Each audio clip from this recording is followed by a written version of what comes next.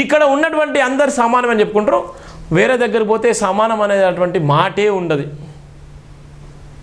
వాడు అంటరాని వాడు మైలా పడుతుంది వాడు వస్తే. ఇప్పటికి కూడా మనం చూస్తున్నాం అయోధ్య రామ మందిరం బీహార్లో, యూపీలలో, కొన్ని మహారాష్ట్ర, కర్ణాటకలో భయంకరమైన వివక్షత ఉంటుంది. ఇంకా తెలుగు రాష్ట్రాలన్నా ఇంకా మనమన్నా ఇంకా గట్టిగా మాట్లాడతాం. మనకైనా ఇంకా కొద్దిగా వివక్షత అనేది కొద్ది గొప్పనే ఉంటుంది. మనకు 100%లో 99% తక్కువగా ఉంటుంది. ఓ 1% మాత్రం అక్కడక్కడ ఉంటారు.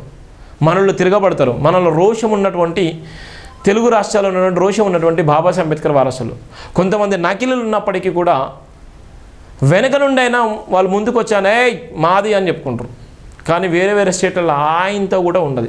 కనీసం ఇప్పుడు మన జైబీం టీవీ పెట్టుకొని మన ఈయంతోనే మాట్లాడుతారు. అక్కడ జైబీం అన్నా కూడా చంపేస్తారు. జైబీం అన్నా కూడా భయభ్రాంతులకు గురి చేస్తారు. అల్లరి మొక్కలు, వాళ్ళకి ఏముండదు. దాడులు, దౌర్జన్యాలు, మతం అంతే, మతం కులం అంతే, వేరేది ఏముండదు. మన అనేకమైనటువంటి వీడియోలు, అనేకమైనటువంటి సందర్భాలు మనం చూసాం.